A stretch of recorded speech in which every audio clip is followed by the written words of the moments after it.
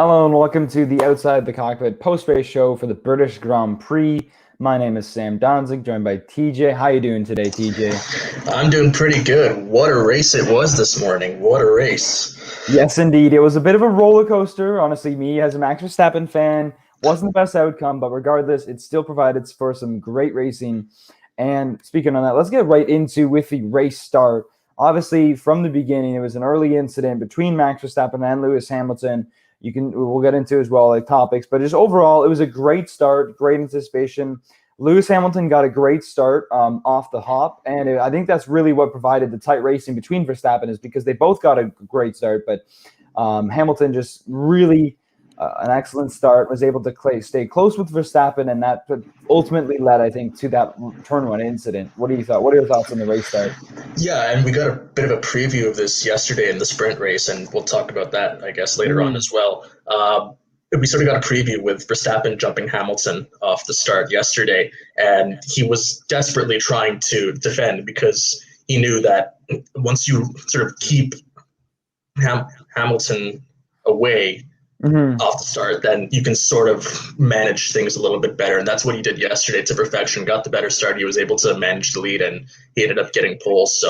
And then today he was trying to do the same thing, but obviously Lewis was getting really, really interested in overtaking because, I mean, it was all about the start. You know, once you lead the start at this race with two title contenders in arguably the form of their lives, they knew how to, you could sort of manage it at that point. I think Martin Brundle said once you get to Magnussen Beckett's, I believe it is, then after that and stuff, you usually just have the lead. It's like, so if Max Verstappen was able to make it to that corner or even past the corner in the lead, then I think he would have been fine.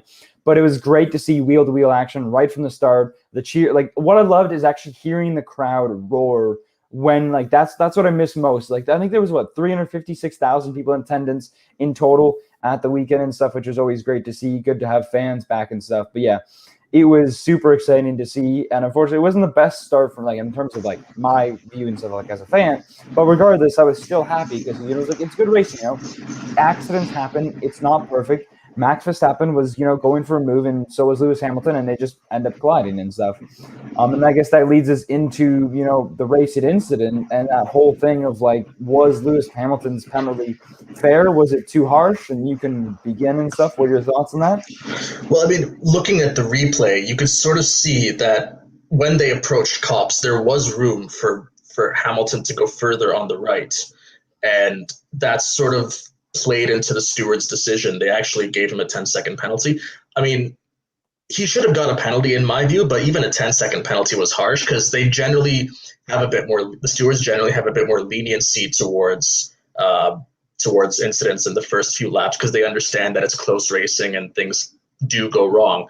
So did he deserve a 10-second penalty? No. Did he deserve a penalty? I think he did because there was room on the right. He did miss the apex, and Verstappen did Verstappen wasn't blameless in my eyes, but there was room for Hamilton to go further to the right on the apex. So I believe he should have gotten a 5-second penalty. But I mean, 10-second penalty was too harsh. I mean, it did provide for some great racing towards the end, but it should have just been 5 seconds, I think, and even that might have been pushing it as well. And I would somewhat agree with you as well. Even the fact that, I'm a Max Verstappen fan, I might shock some people, but no, I don't think he should have got a penalty at all because when you look at it, it's a lap one incident. It was close racing. Yes, he had more. He could have gone more to the right, but Verstappen also could have been, not turned in so aggressive because what I think in the replay it shows is he sees when they're going down, they're alongside each other. He goes to slightly turn in. He sees Hamilton, so then he quickly tries to correct his steering, goes left.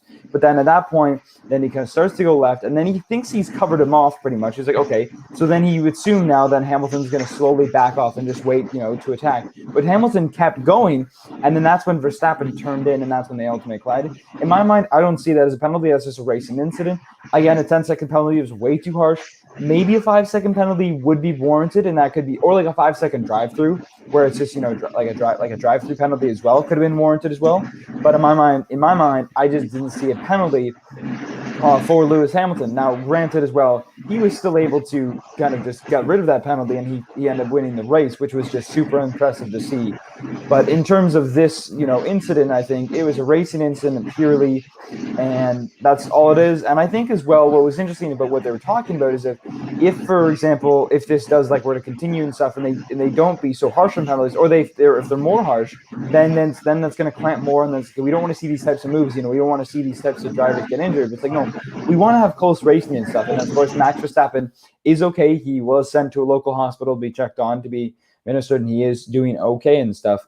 But regardless, we want to still see somewhat close racing without drivers being injured or dangerously injured. But one thing I do want to get to as well was Christian Horner's post-race comments about the whole incident, because he was furious through the whole thing. And even Dr. Helmut Marko, of course, his comments are always like, out of proportion a little bit. But let's just focus on Christian Horner's comments, because they're a little more realistic, where he said it's a hollow victory. It's not really, basically he was just invalidating Lewis Hamilton's masterclass drive from avoiding a 10-second penalty and going on to win the race. Like, what are your thoughts on these comments from Christian Horner, the Red Bull team boss? Well, I mean, they said it right on the broadcast itself. I think it was Jenson Button who said it's not a hollow victory because it was well earned. He was penalized. Obviously, when you look at it from a Red Bull perspective, obviously they do feel that Hamilton should have gotten a harsher penalty, because their star driver, who's leading the world championship and who's given Red Bull their best championship hopes in the turbo hybrid era, he was put out of the race early, and Hamilton goes on to win the race despite what they see as a slap on the wrist, basically. So, you can understand where he's coming from, but and you can understand why he's sort of saying it, and the adrenaline that's behind it. But then when you look at the cold hard facts, it's not a hollow victory. This was a well-earned win. And, Lewis had to battle through, he had a bit of damage to his car as well. And he was chasing a Ferrari that surprisingly quick. No one expected Charles Leclerc to be out front. Even he didn't expect it. So, he had to earn it, and he definitely did. So, and I think it was about 10, 15 minutes ago, Verstappen sent out a tweet saying that the celebrations were unsportsmanlike and all that. He did say he was okay, obviously, but he said the celebrations were unsportsmanlike and not great to see. Again, I don't agree with that, because it's a home win again for Lewis Hamilton, and the fans. It was a full house, so obviously they're going to celebrate the fact that their beloved superstar won his home race. Yeah. So, whether Christian's and Max's words were, you can see the intent and the motivation behind it, but were they right? I don't think so.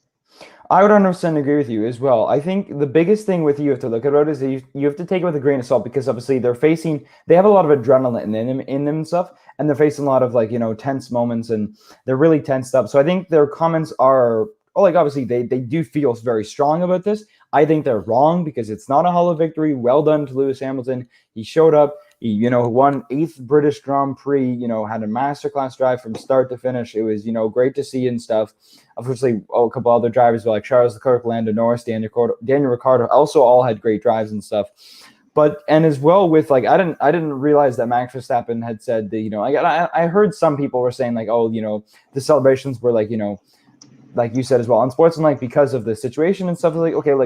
Racing incidents happen, obviously, because Verstappen went to the hospital. I think that's maybe why they were okay, because he's not just okay, he didn't just get out and he was fine and stuff, and he was in the paddock. He actually had to go to the hospital. Then it's a difference. But no, it's not. They're not celebrating that Max Verstappen is out and he's now been hospitalized and stuff. No, they're celebrating the fact that Lewis Hamilton was able to overcome getting a 10-second penalty, which some may say was too harsh and stuff, and to go on to win the British Grand Prix, home Grand Prix, and also it's more exciting for a title fight and stuff if you think about it. Do you really want to see, as F1 fans, even if you're a Red Bull fan, you might want to see Red Bull just dominate, but I don't want to see that, because that gets boring. It's the same things like Merc fans, like, for the past 7 years, it's like, oh, why do I even watch races if I know my favorite driver is going to win? Like, how boring that would be?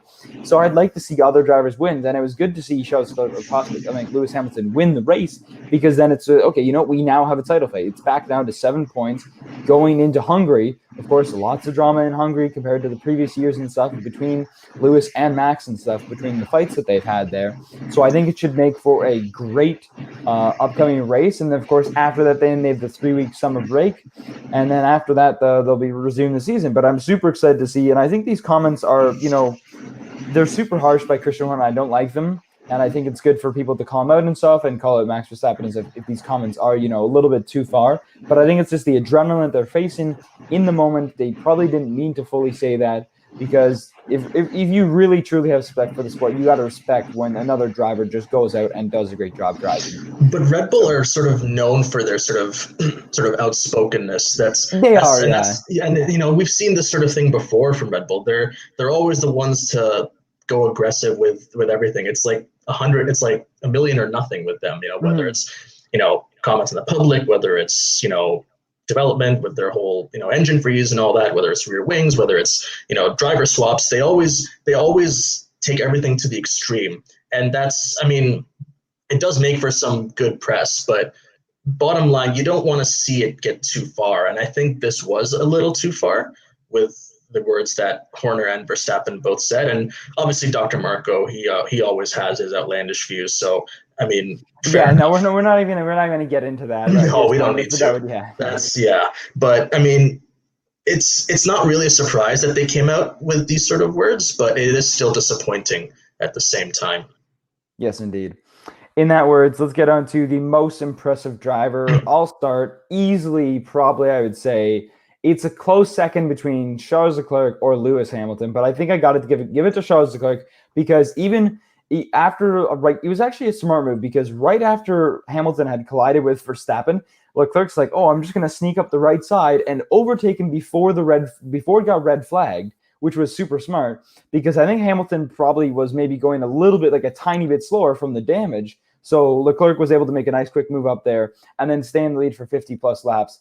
And I think I wasn't expecting it. I don't think many people were. I was expecting, it was going to be like Baku again. Like, it's going to be the race restart. Hamilton's going to overtake on the first or second lap just because the Ferrari doesn't have good straight line speed and it's been struggling and stuff. And there are a lot of straights at Silverstone, a lot of windy corners. But I was super surprised with his drive, and it was great to see. So, most impressive driver goes to Charles Leclerc, or driver of the day, whatever you want to call it. But what are your thoughts? Who do you have as most impressive driver? Yeah, he was voted driver of the day by an overwhelming margin. He had engine troubles as well. The guy had, he didn't deserve to win the race if you look at the fact. No, he didn't.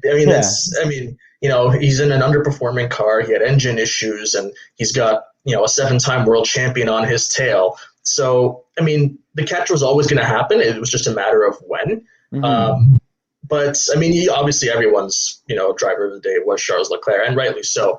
For me, I'm going a little off the board here. I'm saying Lando Norris was driver of the day. Driver of the whole weekend, actually, you could throw in there as well. He's had such a rough week ever since what happened on Sunday after the incident at Wembley.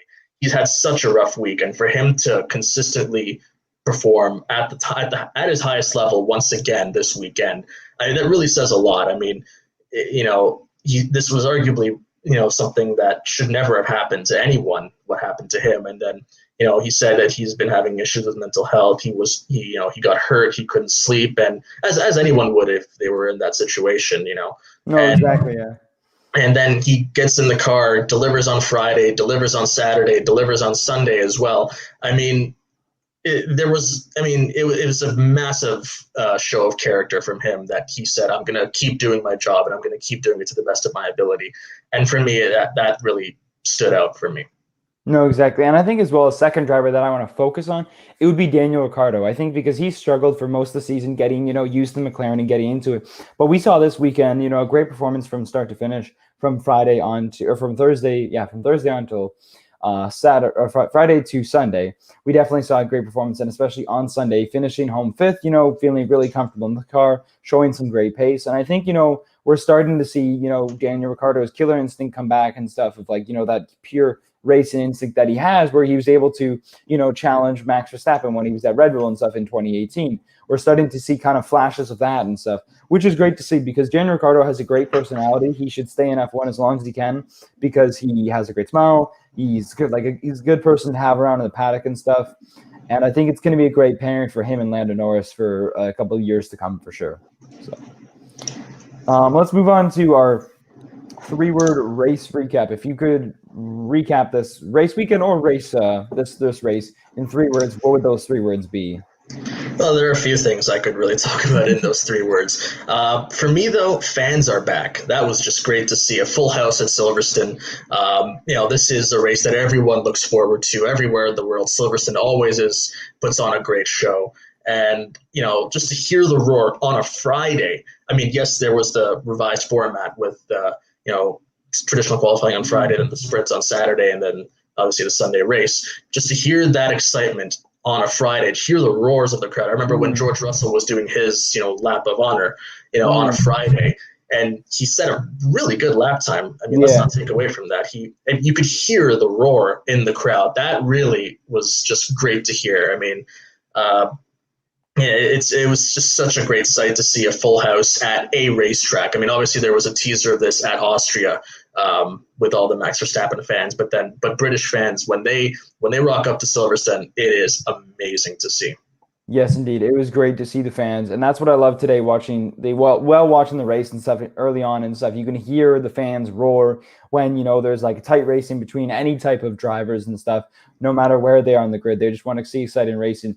For me, I would say my 3-word race recap would be Mercedes is back. Like sort of like they've found their juice again. They found their mojo. It's like, okay, we got 1 win under us again. We got a good finish. Valtteri Bottas came home 3rd. It was good to see and stuff. Charles Leclerc, who split the 2 Mercedes, which was always good to see.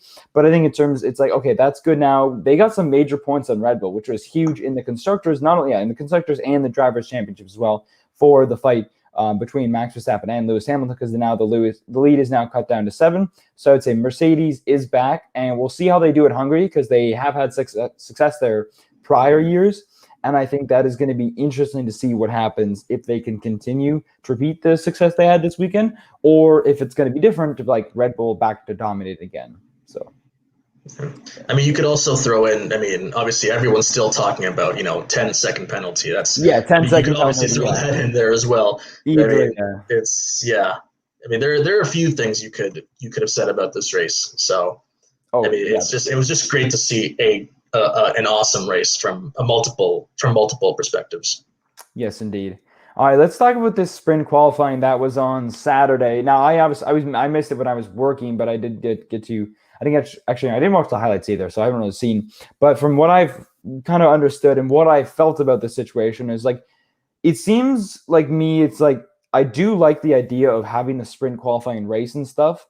In terms of like, okay, it does add some more content and more things to watch. And I think it's a great from a marketing side in terms of like fan side, because they want to have as much content out there as possible for people to watch. You want to have Friday practice, you want to have qualifying, you also want to have sprint qualifying race. You have lots of exciting moments where drivers are always pushing it to the edge, not just in free practice where they're kind of just going around. But one thing that was noted as well, when I was talking to my buddies about, is after FP1, they go into Parc Fermé because they have qualifying right on that Friday, which is a little bit tense because you only have 1 practice session to set up all your car and how you want to run it and stuff for the whole rest of the weekend, which is a little bit tense. So I just want to get your thoughts on what are your thoughts on the sprint qualifying? Well, I watched the qualifying sessions on Friday and the sprint race yesterday, as well as the race today. So I sort of got a real sense of how this new format worked. And I really liked it. I really did. I mean, the racing itself on Saturday with the sprint race, it wasn't. I mean, there were great moments. Don't get me wrong, but the format does need some tweaking. If you have a practice Friday afternoon, then you have the traditional qualifying Friday evening. Fair enough. It gets excitement on a Friday when in previous races it's just about cars going around. You don't even know what's going on. You're just there to watch cars go around and with nothing really at stake. So it does add some excitement to a Friday. And I remember watching it. I remember hearing about it in practice. There weren't as many fans at the track, but then people coming to the track after work, and they got a great show with the qualifying sessions that happened. And then Saturday was the sprint race, the 100-kilometer sprint race. It was great to see some action on Saturday as well, some racing action finally.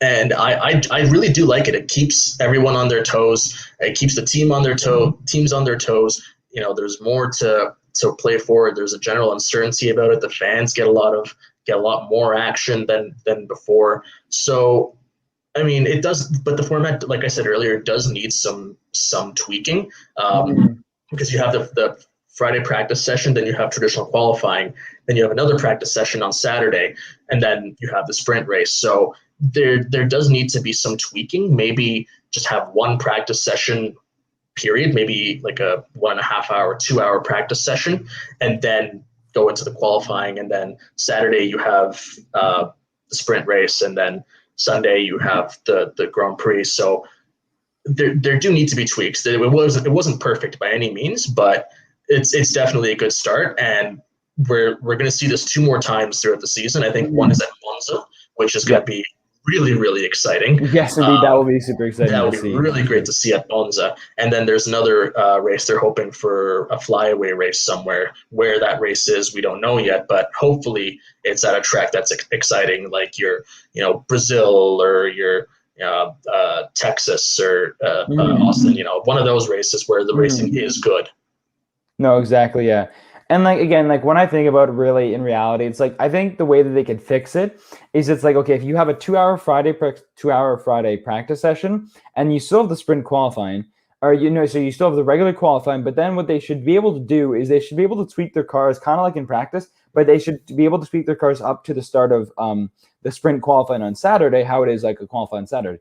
Because I think if you have qualifying, a qualifying for the pole position for the sprint qualifying, and people are working on the cars and they're making changes and stuff, I think that would make it more kind of exciting as the fans and stuff to be okay, it does, give the teams a little more wiggle room to find some extra pace somewhere, but also makes it exciting because it's qualifying. So it still has that the high intensity impact and stuff of that qualifying brings and stuff of watching qualifying and the last second checkered flag and someone coming across the line and who gets pole position for the sprint race. But definitely I'll have to watch it and stuff next week, the next time that it's on in Monza, to get the full experience of what I think overall. But I think, again, some minor tweaking gets changed, then I think it would be great. I think it was a good test run. It didn't totally flop, I think, and that's what all they wanted, is because if it had flopped, it'd be this is bad, this is terrible, then it's okay, we made a mistake. But I think some people liked it, some people didn't, but enough people liked it where they're yeah, we can keep trialing it another 2 races, and then we'll see how it goes for, next season and stuff, for sure. Yeah, I think it was Ross Braun who said that this format of qualifying isn't going to work everywhere. It's not going to work at places like, Monaco or Singapore or Suzuka, where overtaking is generally difficult, or in Monaco's case, impossible. So in that sense, Saturday qualifying with the traditional format, that is the way to go. But if you see this format at races like Montreal or Silverstone again or Austria, or any races where the races are generally exciting and overtaking is possible, where drivers can take risks, this could be something really, really good. Yeah. And again, it'll keep teams on their toes. It'll keep drivers on their toes. It'll keep everyone on their toes, and it'll deliver more action. No, 100%. All right, well, that will be our show for today. Thank you guys for watching. Make sure to subscribe to our YouTube channel and check out theintermissionsports.com for more content. And we'll be back probably in about a week from now, because the Hungary Grand Prix is sometime next week. So peace out.